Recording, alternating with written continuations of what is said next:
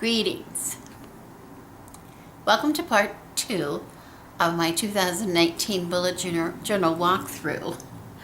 I realized when I uploaded this yesterday that I had neglected to film a few pages in this journal that I really wanted to share with you. So I thought I'd make a really quick part 2 video because some of these, you might find them a little helpful if you're making your own bullet journal. And you don't have the talent that Jessica has. The first page that I skipped for some reason was my calendar spread, which is really just like Jessica's. I have it laid out pretty much exactly the same as hers. Of course, I did the same thing with the deck, and I used the same deck. And here I'm using the Deviant Moon. That's my card for today.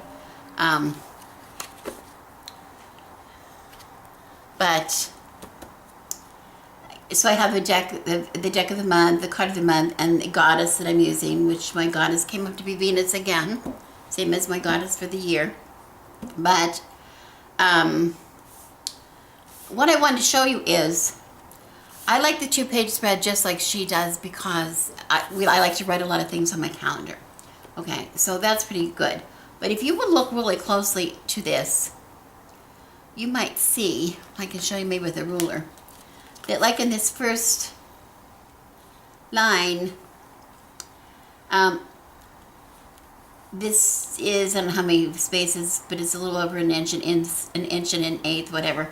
Same as that. And then when we get to this one, it's a little over an inch and a half.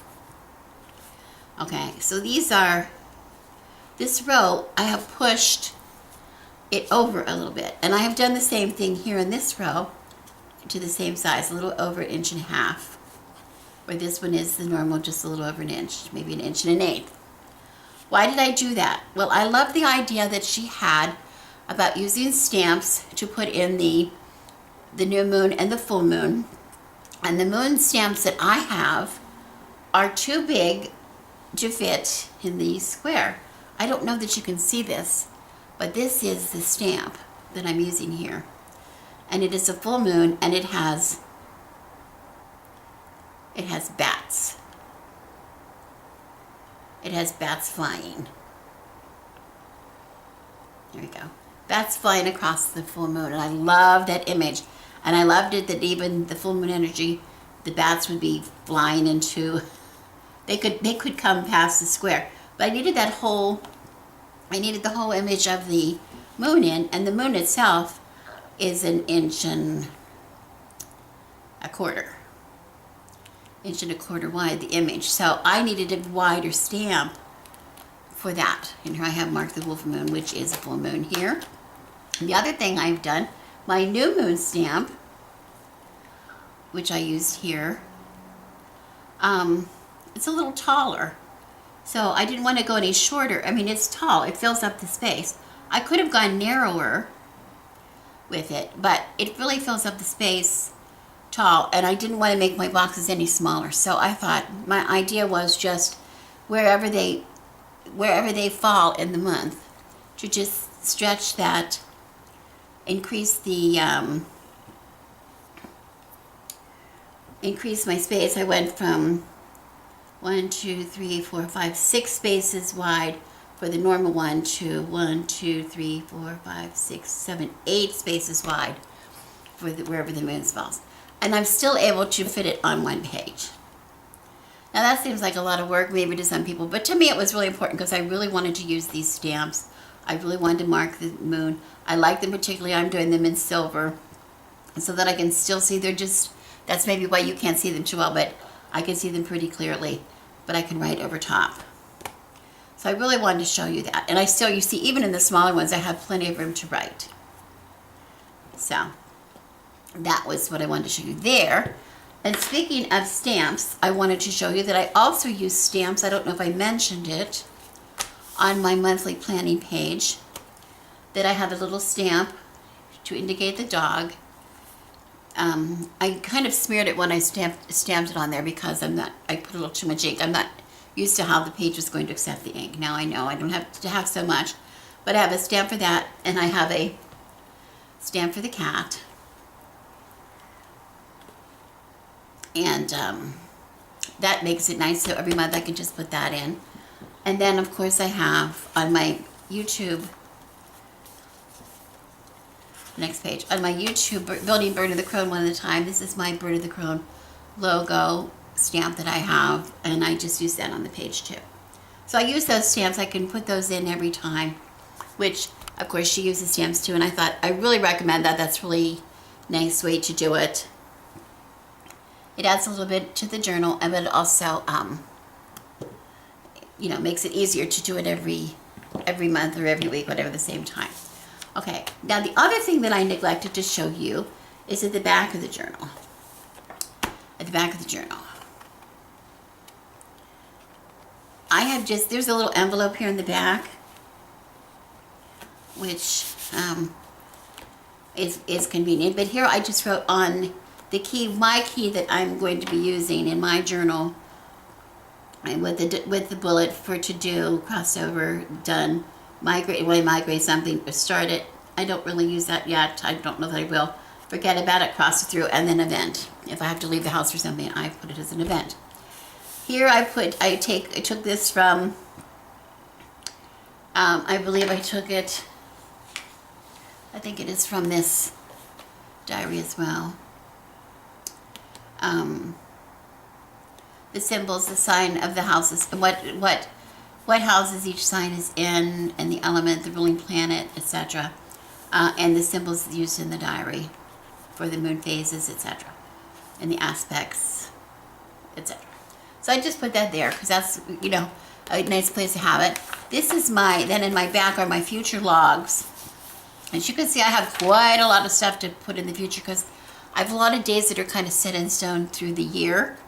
So I put them in here. And since I began the journal at the beginning of January, I used the January space, as you can see, for 2020, which I already know a few things that I have to remember. So I have them in my future log already for January. But this is 2018, which I will fill in as I go in the thing. But the thing that I really was excited to show you was this. And this is a music playlist. And if you remember from Jessica's walkthrough, she is on a quest to, I don't know if you can see this. Is that better? She's on a quest to memorize songs and put in here what she knows. She's just making a list. I saw this on Pinterest, which I thought was cute, that they use little notes and stuff to make a playlist. Because I have so many, I know you know this, I have said it so many times. I do a lot of music with the SCA particularly, and I have all kinds of stuff, and I really need to know what I have that I can do from memory, you know, keep up with what I want to do from memory all the time, because I have so many books and things that we do. But when we're doing things in the dark, we really need to have things from memory. We can't be watching books. So this was important to me to start to keep track of. And here, the one I saw on Pinterest looked like it was beginning a song and then it sort of petered out. But my husband here put in the music. He put the music in for this song, Our House, which is one of our favorite songs. And it's the music that goes through the beginning of the song, which I loved. That was just a little extra. And then I will put my songs here on the stabs. But the reason I want to show you this isn't just, I think it's kind of cute. But when I did it, I was so wrapped up in making my stupid little letters, because I like the way they did the letters on Pinterest, that I forgot, as you can see, playlist, P-L-A-L-I-S-T, I forgot the Y.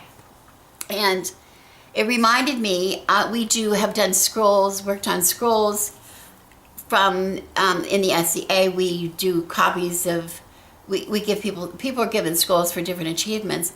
And for a lot of the illumination on the scrolls and the lettering on the scrolls, we are doing copies from actual medieval manuscripts.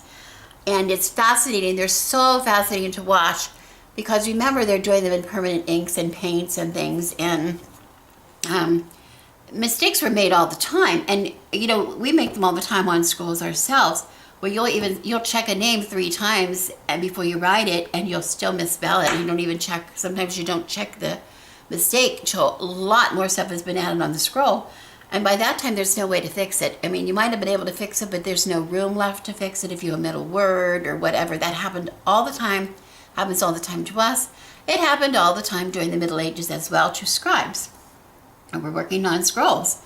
And they had all kinds of cute little ways of adding, fixing mistakes on scrolls rather than trying to scratch it out. They would put maybe they'd make a little man with a little fishing line coming down to a word down below and pulling up the word up to where it belongs. Or they would make like something flying across the page, bringing the word to where it needs to be. Or they would just do things like that, which were really humorous and fun and everything.